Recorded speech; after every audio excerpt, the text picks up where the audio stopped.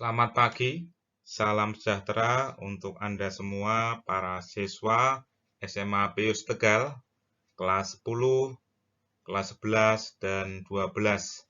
Pada kesempatan yang indah ini, Pak Eko mau memberikan sedikit pengantar berkaitan dengan persiapan menghadapi penilaian akhir semester, khususnya mata pelajaran Bahasa Jawa.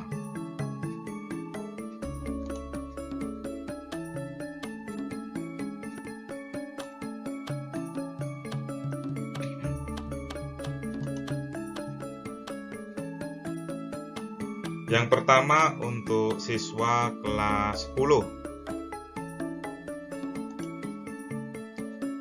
Untuk materi Bahasa Jawa kelas 10, ada 5 materi yang harus dipersiapkan, yang harus dipelajari oleh siswa kelas 10. Yang pertama tentang piwulang luhur Serat Wedhotomo.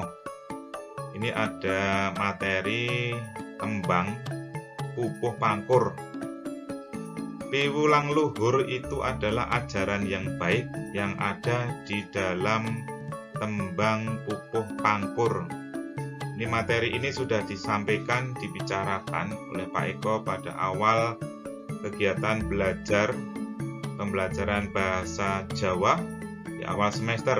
Nanti di Google Classroom dibuka materi PowerPoint Serat Wedhotomo. Lalu dicermati hal-hal yang berkaitan dengan piwulang luhur Serat Wedhotomo. Yang kedua, berkaitan dengan materi cerkak atau cerita pendek. Di dalam sebuah cerita pendek itu ada unsur pembangun, dan disitulah nanti yang membuat suatu cerita itu menjadi hidup atau menarik. Ya, unsur intrinsiknya apa saja? Nanti dicermati di dalam LKS-mu. Ada tokoh atau paraga, tema, dan lain-lainnya. Nanti dicermati sendiri ya tentang materi cerkak. Lalu yang ketiga berkaitan dengan teks pawarta. Teks pawarta itu ya berita, bagaimana sebuah informasi itu harus mengandung 5W plus 1H. 5W plus 1H itu apa toh? Nanti dicermati di dalam LKS. Karena sebuah informasi harus wajib mengandung itu. Lalu yang keempat, menerjemahkan dari teks bahasa Indonesia ke teks bahasa Jawa. Jadi ada teks yang berbahasa Indonesia, nanti diganti, ditranslate menjadi teks bahasa Jawa. Yang kelima berkaitan dengan aksara Jawa. Nah, ini tentu saja kita harus hafal ya, mengingat huruf aksara Jawa, mulai dari huruf apa sampai apa. Misalnya Hono Coroko, Doto Sawala, Podo Doyonya, Monggo Botongo. Nah, ini huruf ini harus dihafalkan supaya nanti Anda bisa menuliskan memakai aksara Jawa. Misalnya nama diri Anda, nama ayah, nama ibu, dan lain-lainnya. Ini tolong diperhatikan. Nah, kelima materi ini akan muncul dalam bentuk soal uraian. Uraian A untuk siswa bernomor absen ganjil. Untuk yang bernomor genap berarti dapatnya yang B. Lalu sumber yang harus Anda pelajari yaitu di LKS ya, LKS Bahasa Jawa semester 1, ditambah dengan materi tambahan referensi dari buku apapun yang bisa mendukung untuk pemahaman.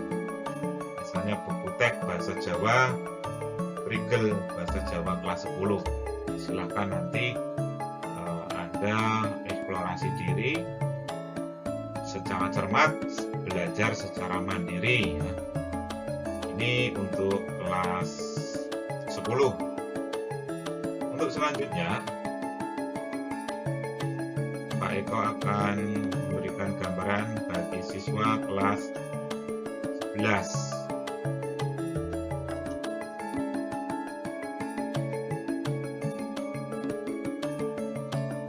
Untuk siswa kelas 11 ada 5 materi atau 5 bab juga yang dipakai untuk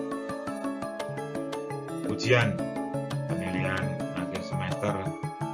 Yang pertama, piwulang luhur pupuh pocong. Piwulang luhur pupuh pocong itu juga sudah ada di PowerPoint yang Pak Eko sampaikan waktu awal kegiatan pembelajaran bahasa Jawa di semester pertama.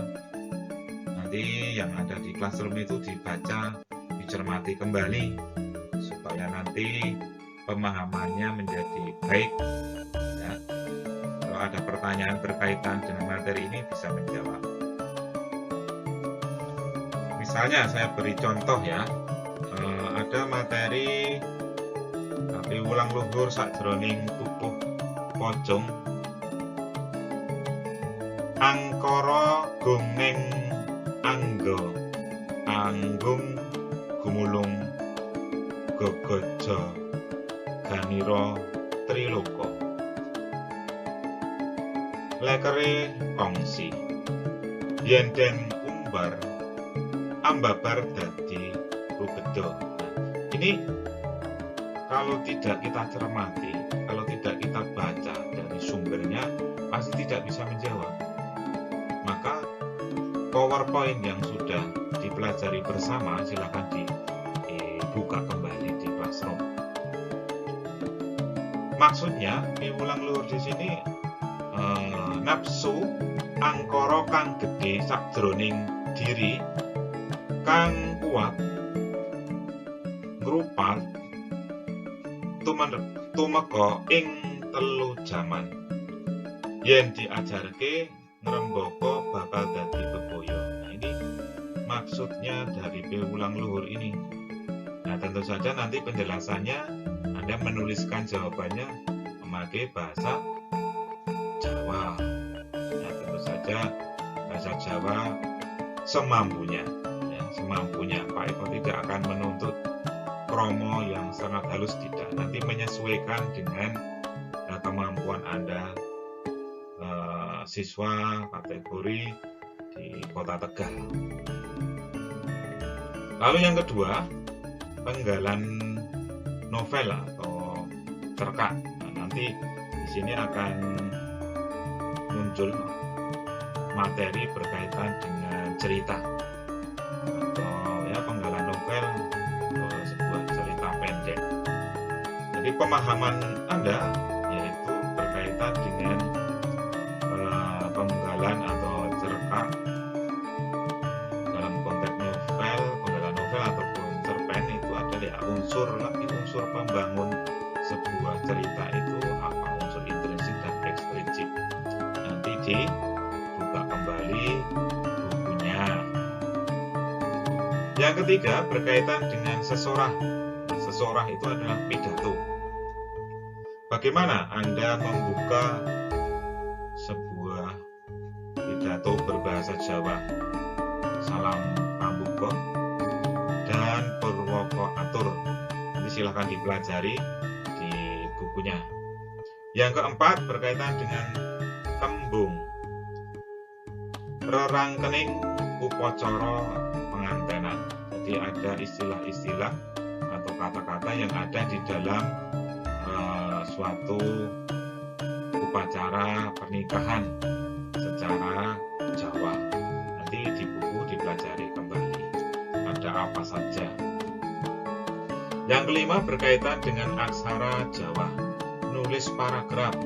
Berarti ini Anda nanti juga harus bisa menghafalkan huruf aksara Jawa dan bisa menuliskan kata atau kalimat memakai aksara Jawa. semuanya berbentuk soal urean, baik soal yang A dan B. Yang A untuk nomor siswa bernomor ganjil, B untuk siswa bernomor absen genap, sesuai dengan jadwal yang sudah ditetapkan oleh sekolah pada hari dan tanggal yang sudah terjadwal. Nah, ini gambaran secara umum materi yang harus Anda cermati, yang harus dipelajari untuk menghadapi penilaian akhir semester Bahasa Jawa kelas 11. Untuk selanjutnya, Pak Eko akan memberikan gambaran berkaitan dengan siswa kelas 12. Untuk siswa kelas 12 juga ada 5 materi. 5 materi ini, yang pertama tentang piwulang luhur tembang kinanti. Piwulang luhur tembang kinanti ini juga bisa dipelajari di PowerPoint yang Pak Eko berikan dulu di awal semester ya. Nanti dibuka kembali tentang Serat Wedotomo, Pupuk Kinanti. Silakan secara mandiri ya, jangan Pak Eko yang menjelaskan terus, tetapi Pak Eko sudah dijelaskan di PowerPoint awal kegiatan semester dulu, silakan dibuka kembali.